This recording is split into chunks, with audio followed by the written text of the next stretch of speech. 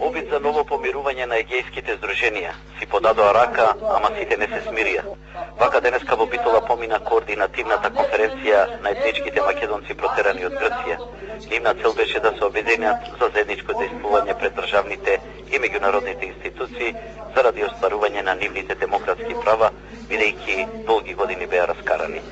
Не бевме раскарани, но имаше одредени здруженија, посебно да не наведам, да напаѓам денеска во денешниот ден, кои веќе не се согласуваат со едно такво обединување.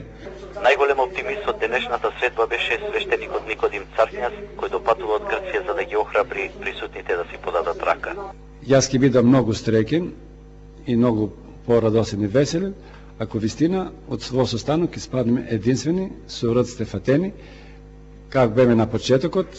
Гоце Петровски, председател на ОМПЕМ, ова средба ја оцени како неуспешен обид, бидејќи иницијаторите на своја рака ја игнорираа ланската иницијатива на Македонскиот конгрес и Тодор Петров не го поканија.